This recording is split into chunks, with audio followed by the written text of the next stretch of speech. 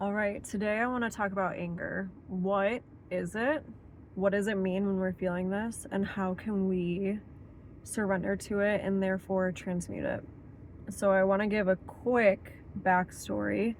I grew up an extremely angry child. You could definitely say that I had anger issues. So, this is something that I have been working through a lot of because I went from being aggressively angry to learning about new age spirituality and manifestation, and then thinking that the way out of that is to suppress it and to just be happy and cheery and at peace all the time. So I went through those two stages, and now I'm at the stage of realizing neither of those were going to have desirable outcomes. So now I'm actually processing and dealing with the anger and realizing that it truly is a gift. And that takes me to what is anger. And it's quite simply the feeling that we feel when our boundaries have been crossed. So if you think about anything that angers you, even if it doesn't logically make sense, you're like, okay, it doesn't logically make sense for me to be angry about this. You're being shown, reflected back to you, that there is some boundary that has been crossed. Now, we live in life, we live in this society. Of course, we're gonna get angry sometimes. Also, we came to this planet to feel things, so that's something else that's very significant that I really want to point out, is that there's no negative or positive emotions. There are, like, that's not a thing. We have been so designed to believe that we should be feeling a certain way and that feeling other ways are wrong, when in reality we came to this earth to feel it all. There is beauty in it all, even in the fear, the anger, the grief. There is a beingness within that. There's an aliveness within that. Sorry. So I wrote down, I wanted to have I forgot my notebook, so I found this little card that I wrote down some shit I want to talk about. When we don't move this anger through us, when we suppress it, which there's no blame on you if you do that. We're human. We're fucking human, and we're taught to suppress it. So it's totally normal if you suppress it. And I truly believe that we have so much more anger in us, just as a society in general, than we could imagine. Because I don't think we realize how many times boundaries are crossed. And not even, let me make a point on this, not even with other people. It's like with ourselves too. I really believe that boundaries, when we set boundaries, it's setting boundaries with ourselves. It's not setting boundaries with other people. It's like, for the other night, I was hanging out with my friends and it was getting late. And I wanted to be cool. I want to hang out with them. I was just meeting these people, but I knew I had to get up early. I knew I was tired and I just wanted to fucking go home. And I was like, okay, it's not boundaries with other people that I'm setting that I need to go home. They don't give a fuck what I do. It's me listening to my own body and knowing that I can set those boundaries with myself, and I can speak up and I can do what I need to do and listen to my body and listen to what I truly desire, right? And what truly feels good and safe to me. So that's why we have anger. It's a signal, it's a messenger, it's communicating with us. It's not good or bad. There's beauty within it. When this is stagnant, when we suppress it, that energy gets stored in our nervous system, in our subconscious, right? It's a blockage. Blockages create stagnancy, which create disease. If you think like a river naturally can purify itself to a certain point. Once there's no movement, let me back this up, because that's something else on flow. Rivers, when they're stagnant, they get diseases, okay? this is why, like, any animal, but like cats, if you've seen, when you leave still water out for them, they're less inclined to drink it because they just know that in nature you want water to be flowing. That's why everybody has those fucking like fountains for their cats now, because then that means that the water's healthier, there's not disease in it.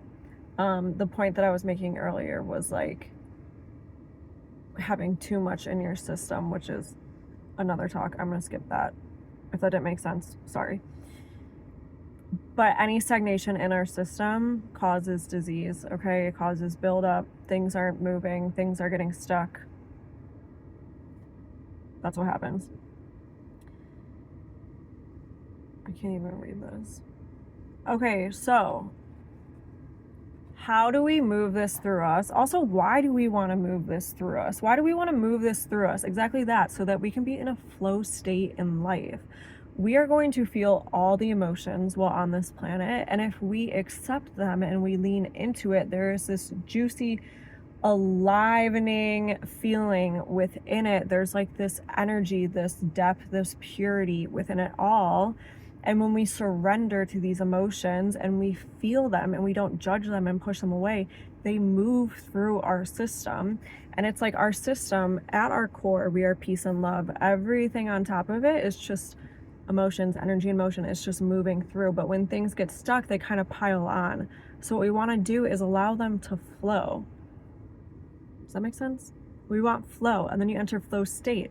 When you are fighting against reality, you are fighting against how you're feeling. You're just calling in more resistance into your life. When you say, yeah, I'm fucking angry right now, and you accept that and you lean into it, guess what? You're in acceptance with life. And life's like, finally, you're not fighting with me. Let's get this shit moving and let's release it and let's return more so to that natural state of peace and love, right? So, how do we do this? How do we feel it? There is a difference between me being angry and the anger having control over me versus me having the awareness that I'm angry and intentionally moving that energy, surrendering to the sensation, all of that. So what I'm not saying is to abruptly yell at people or go crazy on people. You're welcome to go crazy, but do it in an intentional space where I would say you're alone or with a safe person, right? So when you feel the anger arising, what we are growing towards, what we are practicing is feeling the sensation in our body, okay? And it starts to become more fluid the more you do it. It's like a language that you learn. The more you tap into the sensation, at first you might be like questioning yourself. You know, sometimes this helps people is to say, okay, where am I feeling this? And then to go internal, like inside your body, right into the sensation, feeling the energy, feeling the emotion, the feeling, and being like, ooh, my chest is tightening up, or oh my God, it feels like a fire is like in my tummy. Me personally, I feel shit. I'm like a feeler. So I don't ask myself those questions. I can just kind of, and it's taken practice, but I can just kind of like shift my perspective into that feeling and really just be with it. And that's kind of like what we're shooting for here. I think there's no right or wrong way to feel your feelings, right? But we just want to have that awareness of like, okay, I feel anger in me right now, so that it's not controlling you. You are aware of it. And then once you are out of the situation that is making you angry, we're moving it with intention. So something that, oh my God, even made me more fucking angry is this whole concept within spirituality, within manifestation, of you always have to be positive, you always have to speak positively, you always have to be good vibes. Fuck no. No, we're human. We came here to experience it all. That's crazy. That's crazy to think that we're only supposed to feel happiness, joy, especially when we've been suppressing these emotions for so long. Like, they don't just disappear. They need to flow through you. So again, the difference that I want to point out here is there's a difference between every day unconsciously speaking and saying life sucks, fuck this, fuck that, and being stuck in that victim mentality. Again, that victim mentality having control over you. That is a different expression than what I'm saying here, which is having a release, having an expression with the intention to release it. I hope I'm making sense, and I'm going to explain like more tangibly what I'm saying with practices. But again, it's not the anger having control over you, it's you having awareness of the anger and then directing it with intention to be felt transmuted out of you so it can be released.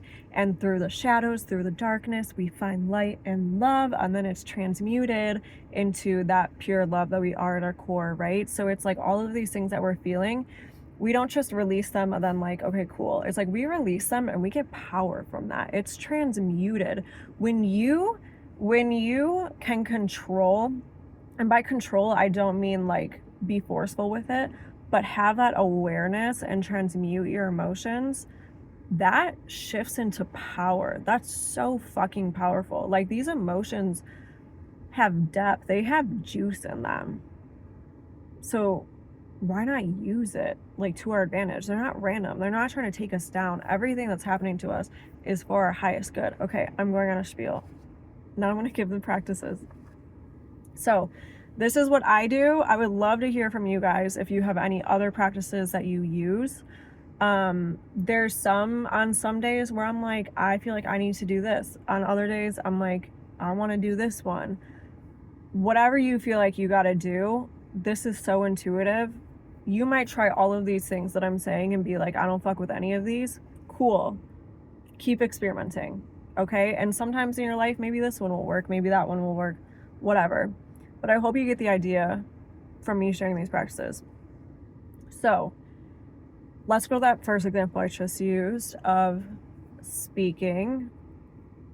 Again, with that anger having control over you without having intention. I'm not saying don't speak your anger out loud, because that can be such a powerful release. Our voice is expression, our voice is releasing. So how I would suggest shifting this is either find a safe person, and by safe I mean somebody who's going to listen, somebody who knows your heart, who knows that your intention is not just to bitch about life, but that knows that you are here to release. You don't need them solving the problem. They're just there for co-regulation, to listen, to be a safe space, to hold you. If you have somebody like that, beautiful, beautiful. Or in your notebook, or my favorite place, in my car. Just any space that you have to yourself. This can be, again, with the intention of I'm feeling this feeling for my highest good. The intention doesn't need to be, I'm going to release it all right now. I'm going to transmute this all into love, and I have to feel love and light afterwards. When we surrender to this, we surrender to it all. We surrender to the outcome. Especially when we start to feel our anger. For me, it was extremely overwhelming, and I'm still processing a lot of it layer by layer. So sometimes it can be really jarring to our system, and sometimes you just gotta let go of a little bit of it, just a little bit, or just feel a little bit of it. And sometimes you'll feel more shitty after. I'm not gonna lie to you. Sometimes when those things bubble to the surface, they bubble up, and it can be, again, very jarring. And sometimes they bubble up and they really do just diffuse right on the spot, and that's so beautiful too. Any outcome that you have with this is so beautiful and exactly what is meant to occur. Okay, whatever happens is perfect and is meant to happen. So either speaking to somebody that you feel safe with and just letting it out, letting it all out, not thinking about what you're saying, not thinking, oh, is this positive vibes? Is this alignment? Letting it all out. Or you can do this with a journal. And I do morning pages. If you've read, I think The Artist's Way, or This Helps with Chronic Pain, like so many different people have spoken about morning pages, or I think it's Gabby Bernstein. I think she calls it Rage on the Page. Somebody calls it that. So it's getting it all out. And you can literally sit there. And again, I avoided this for so many years because I was like, oh, I can only journal things that are like, I'm so blessed, I'm so happy, like life is great, and I'm a millionaire. And that just pissed me off more because I was suppressing my emotions more. Again, crossing my boundaries with myself, not allowing myself to feel the way that I do feel, and thinking that it needs to be different. So taking my journal and just releasing it all. Fuck this, fuck that. Why are you such an like anything, everything. It doesn't even need to make any sense. That too, surrender to the process, just like we're surrendering to the outcome. Whatever comes out during the process, let it come out. Let it come out. It does not need to make sense. It does not need to be clean. Similarly, when I'm in the car, this is really like my sweet spot. I was going through some shit last year that I just felt like super betrayed, and I was angry. I was like really angry at the world. I was angry at people. I was angry at myself because I had been reactive at some points in the situation. Everything was just making me angry. And I remember I was driving home from work, and it was nice because it was like, I worked at a nightclub, so it was like fucking 5 a.m. or something, and I'm driving home. There's nobody on the roads. It's like dark, and I'm just screaming. And then I'm like, fuck you, fuck what, just going off. And it's like, I've heard this. Sorry, I don't remember who I heard this from, but some podcast I was listening to, they were speaking on 2 phrases that we often want to say, but we don't, is fuck you and no. Now, if that's jarring, if you're like, hey, I'm not really into like the swearing, then don't. But this is an invitation to swear and say it. But even just saying no, like let's do a practice together. If you feel called to join, just say in a steady, stern tone, no. And see if you can feel any resonance with that. In me, it's like all in my chest. Like there's like this heaviness that's really potent when I say that. If you didn't feel anything, cool, that's fine. That's so fine. So fine. So much of feeling our feelings is practice, and it's like so many of us are in a freeze state that it's really challenging to feel. And once you start to thaw out, you switch into a sympathetic state. So we have freeze state, sympathetic, parasympathetic. This is that fight or flight is the sympathetic, the rest and digest is the parasympathetic, but we also have the freeze. And oftentimes we have like 1 foot on freeze, 1 foot on fight or flight. But when we shift out of freeze, we don't go freeze to parasympathetic, we go freeze to sympathetic. So once we start to feel our emotions, like I was saying, it can be really jarring. Once we are shifting out of freeze and we're feeling the sensations in our bodies, we're really surrendering to the release, the sensation, the emotions of it all. It can be like, I don't know what other word to use other than jarring. It can be overwhelming. So if your body knows what you can handle, everything is perfect. If you're like, I don't feel shit when I do that, I don't feel shit when I do any of these practices, that's fine. Just listen to your body. Your body will know when it's time to like amp things up. And everything that you're doing is increasing the temperature a little bit. Like every time you even try to practice anything, you are becoming more in tune with it. Okay, so saying fuck you, no, screaming in the car, journaling, also physical releases. That is a physical release, all of those are. But the standard, typical hitting a pillow, yelling into a pillow, honestly, those two things have like literally never done it for me. Like if I'm pissed off, I've never hit a pillow. That's just me. But I remember one time I did, but I have like shoulder issues and then my shoulder hurt really bad after that. So that's not something that I fuck with. But thrusting our hips, we hold a lot of emotion into our hips. So you can even put like a pillow, if you're on the ground on your knees, you can even put like a thick pillow on the ground and thrust your hips into it. Yeah, it's giving like just like your sexual stuff, but we hold so much in our hips. So getting it out. Throwing a tantrum on the floor like a little kid. I learned these couple of things from Rachel Gibler, and she learned them. It's like this specific method that is used that's known in the world of somatics. So laying on the floor on your back, think of like a little kid, like punching the ground, kicking their feet, just throwing a tantrum. Kids don't suppress shit. They let that shit out and they move on. They move the fuck on because it gets out of their system. And that's what we're doing. Is animals do this, okay? An animal that's running from a predator, if it gets away from the predator, it was in fight or flight and is shifting into parasympathetic, its body automatically kicks on and the animal starts shaking to release all of that energy.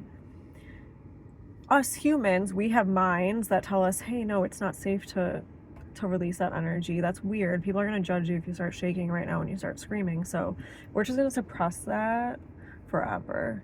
And that's kind of what we do. So this is very like biological. It's natural for us to physically release these feelings. And that's why it's not helping anybody by keeping all of this suppressed and inside of yourself and trying to be like fucking love and light and peace and joy all the time. Is there anything else I want to say on this? Oh, yes, there is.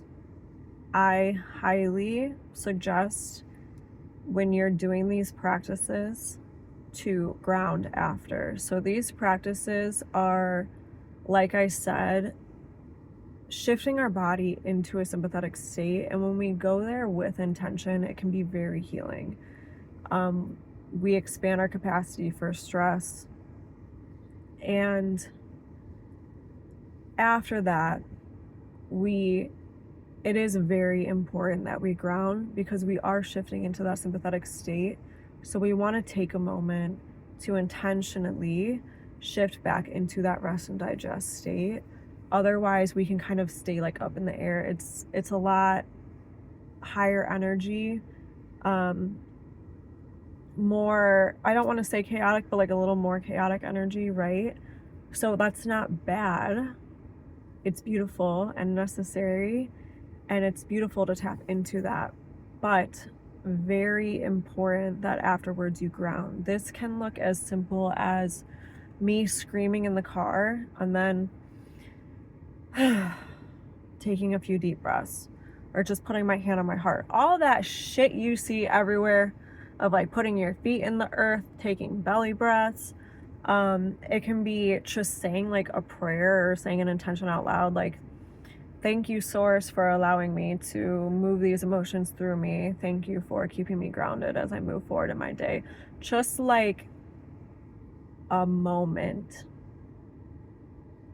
to intentionally shift. Now, after these practices, you might still feel a lot of nonsense.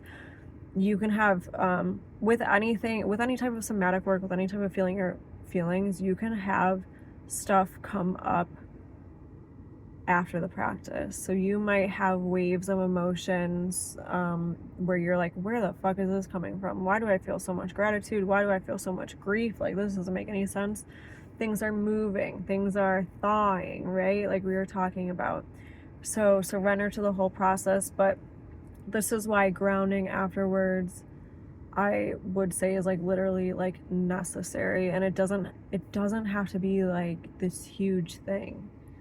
Just take a moment, take some deep breaths, feel into your body, feel your feet on the ground, let out an exhale, quick intention if you feel called to or not, and you're good to go. Okay, I think that is all that I have to say. Yeah, I'll just end this by saying like feel your feels, and don't get stuck in this nonsense of like you have to be positive all the time. Feel your emotions. There's so much beauty. The more we surrender to it, the more beauty there is in it. So also I'm a breathwork facilitator. I'm a 90 breathwork facilitator. There is a specific journey for fury to freedom. It's high intensity, definitely shifts you into that sympathetic state.